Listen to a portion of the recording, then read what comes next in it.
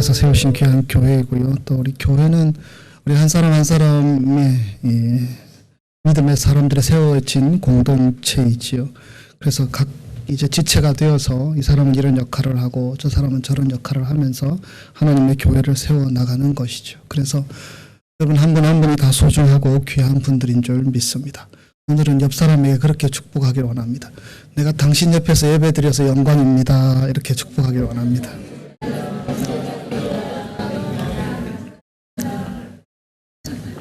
예, 영광인 것처럼 표정이 아니신 분들도 계시네요. 네. 본문 말씀 가지고 하나님 말씀 함께 나누기를 원합니다.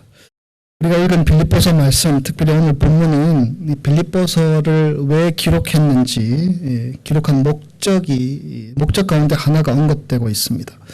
그것은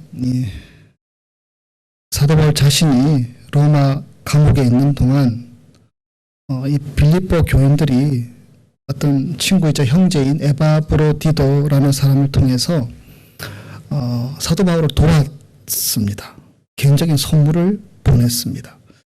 그래서 그 선물로 인해서 깊은 감사의 마음을 가지고 있었습니다. 그래서 그 마음을 전하고 싶었던 것입니다.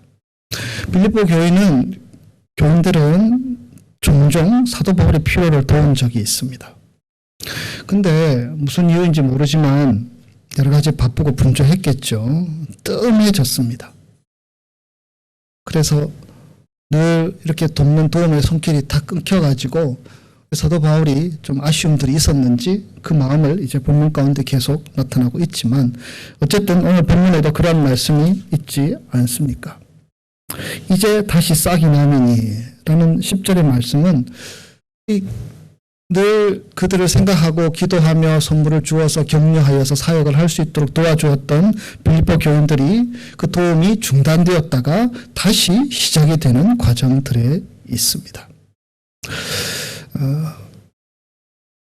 자신에게 있어서 우리가 해야 될 일들이 많이 있지만 하지만 정말 중요한 것은 저 어려움에 처해 있는 감옥에 갇혀 있는 사도 바울을 돕는 것이 정말 중요하구나. 이것을 빌립보 교인들이 깨달았던 것입니다. 넓은 의미에서 여러분 우리는 다 하나님의 자녀이고요. 하나님의 자녀들은 다 하나님 나라의 사역자들입니다. 그래서 우리 각자가 개인의 삶을 살아가지만 우리 가정에서도 하나님의 사역자로 사는 것입니다. 하나님께서 우리를 부르셨기에 가정의 아내로 남편으로 자녀로 또 일터에서 어떤 지위로 교회에서 집사로 장로로 권사로 또 평신도로 청년으로 우리를 불러주셔서 사역자로 살아가는 것입니다. 그래서 우리 각자의 사역자들은 서로 힘을 맞추어서 마음을 맞추어서 하나님의 일들, 하나님이 기뻐하시는 일들을 잘 감당하는 동역자들이라 할 수 있지요.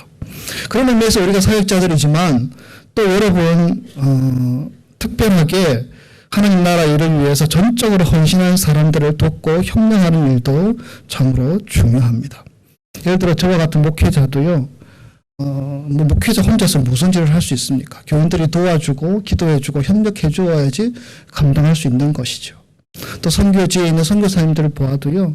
우리가 그들을 위해서 잘 모르지만 기도하고 협력하고 어떨 때는 물질로 함께 나누고 그렇게 할 때의 사역들을 감당할 수 있습니다. 그 외에도 이 세상에는 하나님 나라를 위해서 헌신한 많은 사람들이 있는데 그 사람 한 사람이 다 하는 것이 아니고 주위에 어떤 조력자, 협력자들이 꼭 필요하며 그 일들도 나서서 하는 것만큼 중요한 일들이라는 사실입니다. 이 빌립보 교인들은 그것을 다시 깨닫게 된 것이죠. 그래서 이제 사도 바울을 돕게 된 것입니다. 이 빌립보 교인들이 사도 바울에게 무엇을 도왔는지 선물을 주었는지 아니면 금전적으로 도와주었는지 정확하게 기록되어 있지 않지만 추측하건대 아마 금전적인 도움이 되었지 않았을까 생각해 보게 됩니다. 어쨌든 이번에는 이 에바브로디도라는 사람이 선물을 가지고 왔습니다. 빌립보에서 보낸 선물을 가져와서 감옥에 있는 사도 바울에게 전해 주었고요. 이제 에바브로디도는 다시 빌립보로 돌아가려고 합니다. 바울은 지금 이 에바브로디도 편에 편지를 쓰고 있습니다. 그런데 오늘 본문 10절에서 13절 말씀을 읽었는데요. 10절에서 20절까지는 그들이 나에게 도움을 준 것에 대해서 감사의 마음을 표현하고자 쓴 글이지요. 그것이 이 빌립보서를 기록한 또 다른 목적이라는 것입니다. 감사하고 도움을 받았기 때문에 그 은혜를 기억하고 또 그들을 위해서 축복해주고, 여러분 이런 것들이 참 귀한 것이 아니겠습니까? 그런데 생각보다 이 감사의 내용이 10절에서 20절까지 아주 길게 기록이 되어 있습니다. 그것을 보면 지금 이 감사의 마음이 너무나 커서 이런 말 저런 말로 감사하다는 표현을 한 것이기도 하지만, 이 감사의 표현 가운데 또 다른 메시지가 담겨 있는 것을 우리는 보게 됩니다. 그것을 어떻게 알 수 있느냐? 본문 가운데 내가 궁핍함으로 말하는 것이 아니니라. 여러분 이런 말은 뭔가 다른 메시지를 전하기 위한 것이 아니겠습니까? 또한 내가 선물을 구함이 아니라, 누가 선물을 가져왔는데 내가 선물을 구하는 것이 아니다. 여러분 이렇게 말하면 좀 이상하지 않습니까? 뭔가의 메시지가 담겨 있는 것이죠. 지금 바울은 고민이 있습니다. 그것은 먼저는 빌립보 교인들이 자신에게 베풀어준 친절과 사랑에 대해서 정말 감사하는 마음을 가지고 있습니다. 그러면서도 자신은 그들의 선물, 그들의 도움을 초조하게 기다리거나 전적으로 그 도움만을 의지하며 지낸 것은 아니라는 것을 말하고 싶어 합니다. 그들의 선량하고 후한 대접, 그 대접이 있었지만 내가 그것만을 절대적으로 의지하는 것은 아니라는 것을 밝히고자 하는 것입니다. 그래서 문제가 있는 것입니다. 지금 그냥 감사합니다, 이렇게 크게 나를 도와주어서 당신들도 힘든데 이런 큰 도움을 주셔서 정말 감사합니다. 그런데 그럼에도 불구하고 나는 당신들 도움만 기다리지 않고 하나님을 의지하며 살아왔습니다. 이 메시지들을 오해 없이 전한다는 것은, 손상되지 않고 두 메시지를 전한다는 것은 쉬운 일이 아닌 듯 보여집니다. 분명 본문에는요, 사도 바울이 감사의 마음을 전하고 있습니다. 그들의 친절에 대해서 얼마나 감동을 받았는지, 여러분 본문뿐만 아니라 사도 빌립보서 1장에도 그러한 마음들이 전해지고 있지요. 그런데 사도 바울은 이런 마음들을 표현하고 싶은 것입니다. 설사 당신들이 내게 선물을 보내지 않았더라도 왜 저들이 나에게 도움을 주지 않지? 왜 저들이 나를 외면하고 나를 잊어버렸지? 이런 고민 가운데 있지는 않았다는 것을 보여주고자 하는 것입니다. 그것을 짚고 넘어가고자 하는 것입니다. 사도 바울은 빌립보 교인을 의지한 것이 아니고 언제나 신실하시며 자신의 형편을 다 알고 계시는 하나님을 의지했기 때문입니다. 여러분 우리가 알아야 할 것은 기독교 신앙의 진리가 우리의 모든 삶에 영향을 끼치는 것이 마땅한 것입니다. 우리가 지식으로 알고 머리로 알고 이런 신앙이 우리의 삶에 그것이 나타나지 않는다면 그것은 우리가 우리의 신앙을 점검해 보아야 한다는 것이지요. 특별히 감사하는 것도 마찬가지입니다. 참 감사가 부족한 사람들이 있지요. 그런 분들 보면 좀 안타까운 마음들이 있는데 정말 감사를 표현하고 또 감사하는 마음을 전하는 것이 정말 중요하고, 특별히 우리 그리스도인들은 누구에게 도움을 받으면 그 사람을 위해서 축복하며 기도하는 것이 아름다운 모습이지요. 그런데 감사는 세상 사람들과는 좀 달라야 한다는 것입니다. 그리스도인은 그리스도인답게 감사해야 한다는 것입니다. 사도 바울은 친구들의 은혜에 감사하는 마음을 표하면서도 하나님의 은혜에 더 큰 감사의 마음을 전하고자 한 것입니다. 이것은 당신들이 도와주지 않아도 하나님이 다 도와주셔. 그러니까 당신 나 도와줬다고 거들먹거리지 마. 이런 얘기는 아닙니다. 사도 바울은 감사의 마음으로 가득 차 있었습니다. 감사의 마음이 약해진 것도 아닙니다. 그러나 사도 바울은 누군가의 도움이 필요할 때, 무언가의 도움이 필요할 때 그는 그 가운데, 그 부족한 가운데 주님의 도우심, 주님의 능력이 드러나기를 기대하고 바라던 사람이었습니다. 그래서 혹시라도 내가 너희들이 도와줘서 정말 감사하다. 이런 메시지가 하나님의 도우심을 가리는 것이 되지 않을까? 그런 마음들이 사도 바울에게 있었던 것입니다. 그래서 사도 바울은 그 관심을 가지고 내가 분명 당신들에게 감사한다. 정말 내가 내 심장으로 너희들을 사모한다. 이런 표현들까지 쓰고 있지 않습니까? 1장에서. 그러면서 사도 바울은 오늘 보는 이 말씀들을 빌립보 교인들에게 권면하는 것입니다. 여러분 11절, 12절 화면에 띄워주시고 우리 함께 다시 읽겠습니다. 내가 궁핍함으로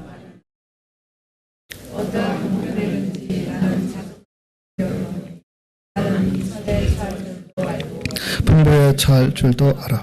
모든 일 곧 배부름, 배고픔과 풍부와 궁핍해도 나는 일체의 비결을 배웠노라. 아멘. 누가 우리를 도와주면 그 도와준 사람에 대해서 감사하는 마음도 귀한 것이지만 그보다 더 크신 하나님의 손길을 기대하고 바라볼 수 있는 믿음도 귀한 것이지요. 어쨌든 사도 바울은 그 마음을 가지고 오늘 말씀을 하고 있고요. 우리가 읽은 11절, 12절 말씀은 사도 바울이 가진 어떤 삶의 원리들을 우리에게 보여주고 있습니다. 그리고 그 원리의 중심에는 한 단어로 표현되어 있는데 그것은 바로 자족이라는 단어입니다. 어떠한 형편이든지 나는 자족하기를 배웠노니. 사도 바울이 말하는 자족이라는 것은요, 어떤 상황과 조건 또 환경과 상관없이 충분히 만족하는 것입니다. 만족한 상태를 표현하는 것입니다. 사도 바울은 자신의 처지나 상황이나 환경이나 사건에 좌우되지 않고 스스럼 없이 내가 그런 것에서 자유하다라고 말할 수 있는 그런 자리에 내가 도달하게 되었다. 지금 11절, 12절은 그 말씀을 하고 있는 것입니다.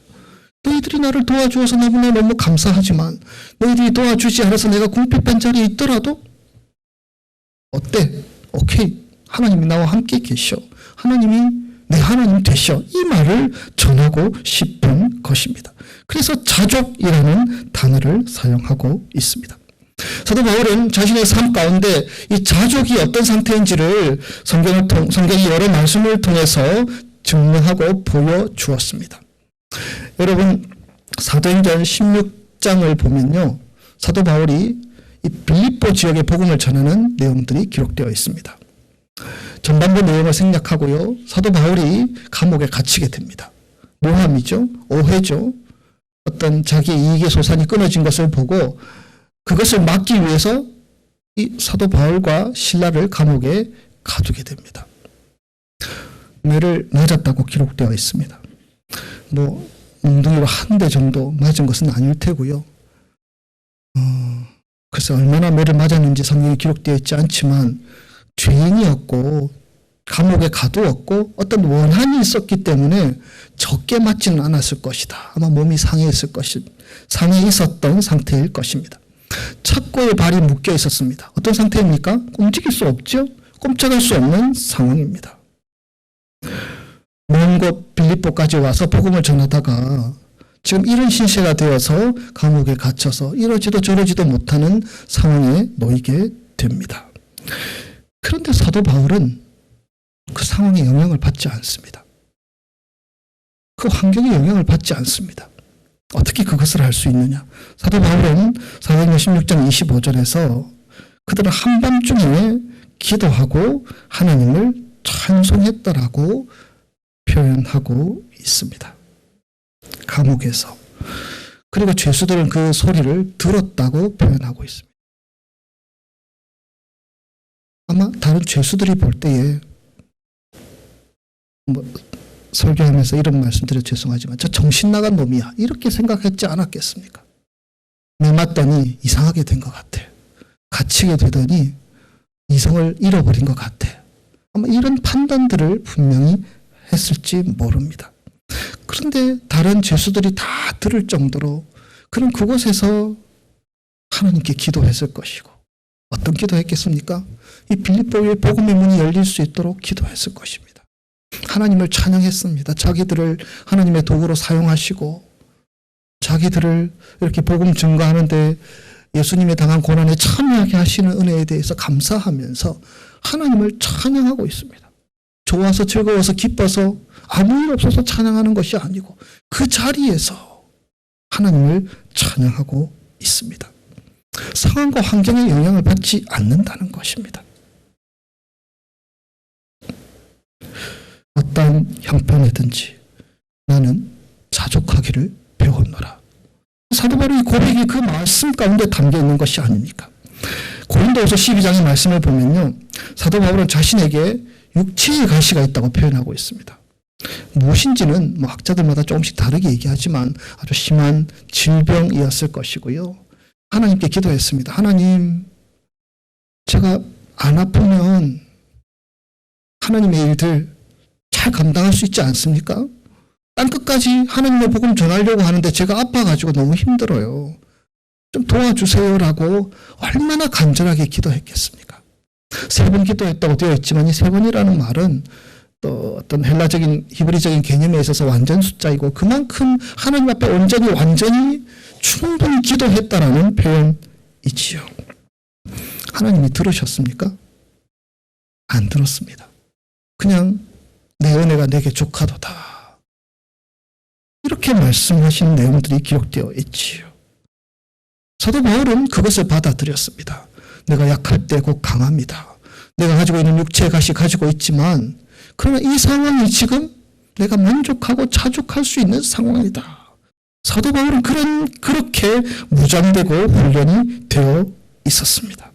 그래서 육체의 가시가 있음에도 불구하고 그는 자족, 만족할 수 있었습니다. 사도 바울이 가장 아끼고 사랑했던 한 사람이 있었습니다. 디모데라는 사람입니다. 믿음으로 난 아들이지요. 나이가 들어서 이제 디모데에게 여러 가지 권면의 말씀을 하면서 사도 바울은 그런 말씀을 하고 있습니다. 디모데후서 6장 6절 여러분 같이 읽겠습니다. 자족하는 마음이 있으면 경건은 큰 이익이 되느니라. 세상에서 가장 먼저 배워야 될 것 중에 하나가 뭐 복음 전하기 위해서 기술을 익히고 뭐 다른 능력을 갖추고 또 뭐 성령으로 충만하고 이런 것들도 필요하지만 자족하는 마음이 있으면 경건에 너의 사역에 큰 이익이 된다. 이 말을 자기의 사랑하는 아들에게 가르치고 있습니다. 세상에서 먼저 배워야 할 것이 상황과 형편에 좌우되지 않는 자족하는 마음이라는 것을 가르치는 것이지요. 기독교를 경멸하는 많은 사람들은 이런 태도를 가지고요. 기독교는 뭐 민중의 아편이라고도 얘기하기도 하고요. 어떤 형편이든지 무조건 안주하고 참으라 뭐 이렇게 얘기하면 참 무책임한 얘기라고 말하기도 하는 사람이 있습니다. 그래서 기독교 교리는 마약과 같이 중독되어서 그냥 거기에 안주하고 헤어나오지 못하게 되는 것이다. 그렇게 부정적으로 말하는 사람도 있습니다. 영국의 대설교가 로이드 존스 목사님 같은 경우는 그런 말들은 정말 허튼 소리라고 큰 소리 치고 있습니다. 이것은 그렇게 말하는 것은요. 우리의 삶의 가치를 어디에 두느냐라는 것 때문에 그렇게 말하는 것이라는 사실을 모르기 때문이라는 것입니다. 여러분 사도 바울은 원래 자신의 욕망, 자신이 하고 싶은 것들 위해서 살았던 사람입니다. 그 욕망은 실현되었지만 그러나 그에게는 아무런 만족이 없었습니다. 바울이 진정으로 만족하고 감사할 때가 언제인지 아십니까? 다메섹으로 가는 길에 예수께서 자기에게 찾아오셔서 나는 네가 핍박하는 예수라 말씀하시면서 그의 심령 가운데 그의 삶 가운데 내주하실 때에 사도 바울은 만족, 감사 이러한 것을 배울 수 있게 됩니다.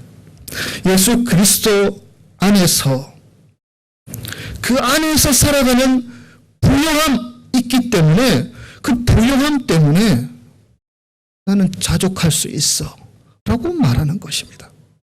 여러분 그리스도 안에 있다는 것이 무엇입니까? 우리는 그리스도 안에 있는 사람들입니다. 그리스도 안에 있다는 것은요 예수 그리스도의 십자가의 사랑 안에 있다는 것입니다. 십자가 사랑이 무엇입니까? 이 말씀은 우리가 매주 강조해도 지나치지 않은 것입니다. 바로 우리를 사랑하신 예수 그리스도. 그래서 자신의 몸이 찢겨지고 머리가 상하시고 온갖 모욕과 순환을 다 당하시면서도 우리를 살리고 구원하시기 위해서 기꺼이 지신 예수 그리스도의 십자가 사건. 그리스도 안에는 그 놀라운 하나님의 사랑이 담겨져 있습니다. 십자가만 담겨져 있습니까? 부활의 능력이 그 안에 담겨져 있습니다. 우리가 어떤 상황에 놓여 있을지라도 죽음을 사망을 깨트리시고 이기신 예수 그리스도의 능력이 우리의 모든 상황 가운데서도 승리하게 해주신다는 소망을 그리스도 안에서 발견할 수 있다는 것입니다. 그리스도 안에 이런 놀라운 것들이 담겨져 있습니다. 또 무엇이 있습니까? 성령의 능력이 있습니다. 우리가 좀 전에 찬양했지요. 내가 매일 기쁘게 순례에게 행함은 성령이 계시네. 할렐루야, 함께 계시네. 성령께서 우리와 날마다 함께 하시기 때문에 우리가 그 품을 힘입어서 살아가는 것이 아닙니까? 말씀의 능력이 있습니다. 문자로 글로 기록된 성경 말씀이지만 이 말씀의 능력은 예수 그리스도 안에 있는 자들에게는 생명이며 능력인 줄 믿습니다. 우리는 그 안에 있는 사람들이며 그것으로 무장된 사람들입니다. 그래서 사도 바울은 나는 부유한 사람이야. 나는 자족할 수 있어. 그 안에서는 죽은 영혼들이 다시 살아나는 기적이 있습니다. 절망의 상황이나 기가 막힐 웅덩이에서도 건져주시며 회복케 하시는 하나님의 놀라운 능력이 그 속에 있는 줄 믿습니다. 그래서 사도 바울은 그 전에 자기가 추구한 모든 것들이 껍데기와 같은 것임을 알게 됩니다.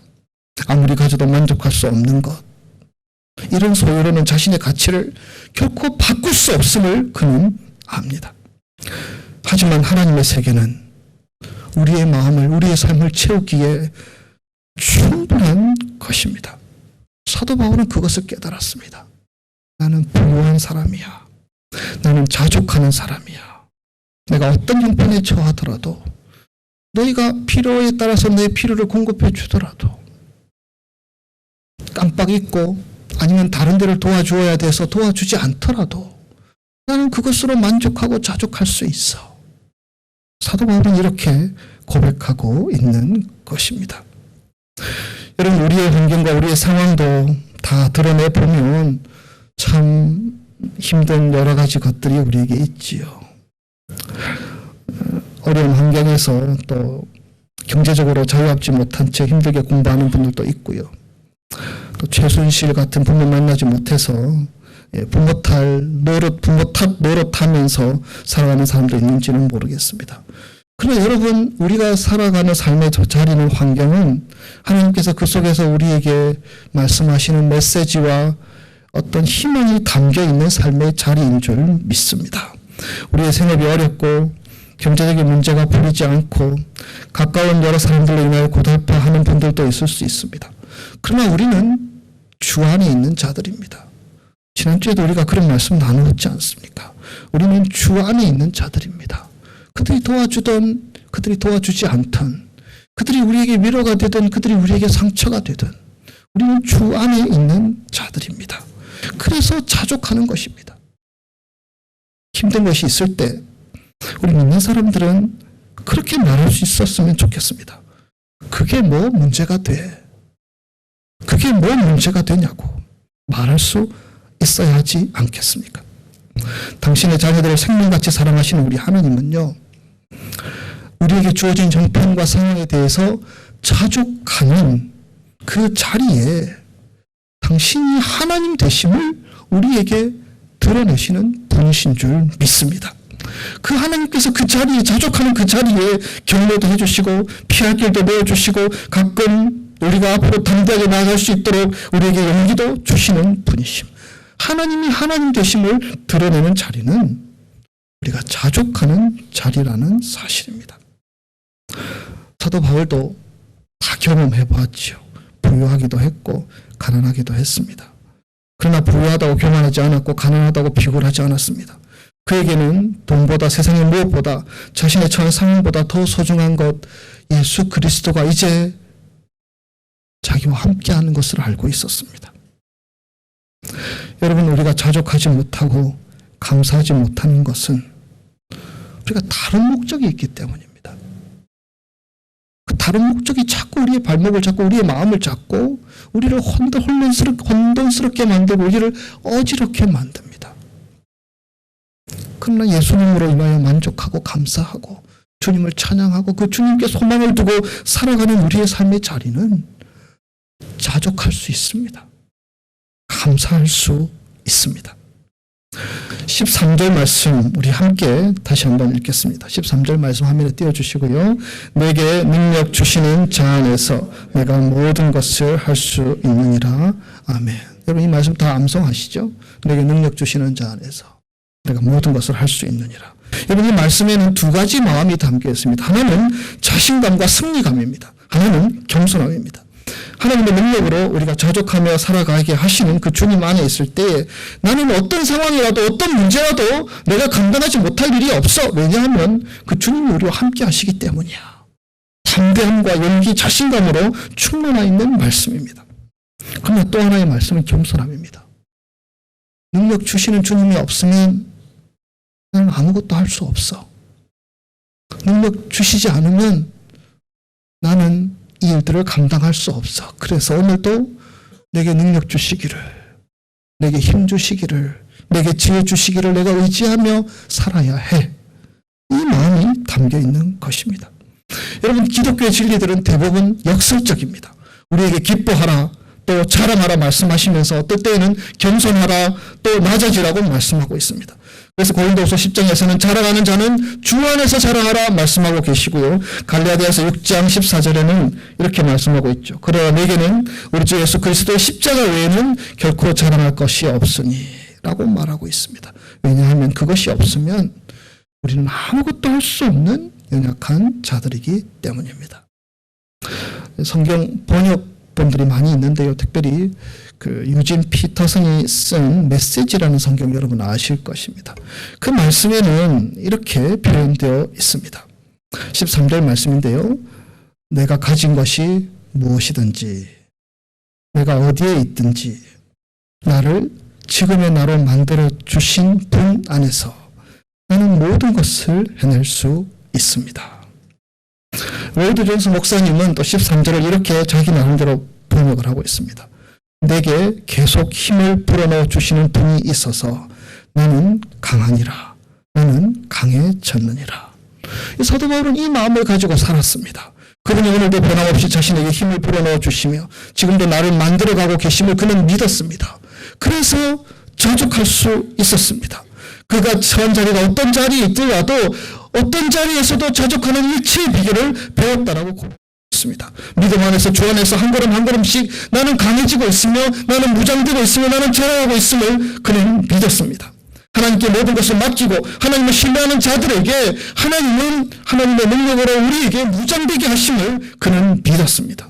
그래서 그는 만족할 수 있었고 자족할 수 있었고 찬송도 할 수 있었고 하나님께 감사도 할 수 있었습니다.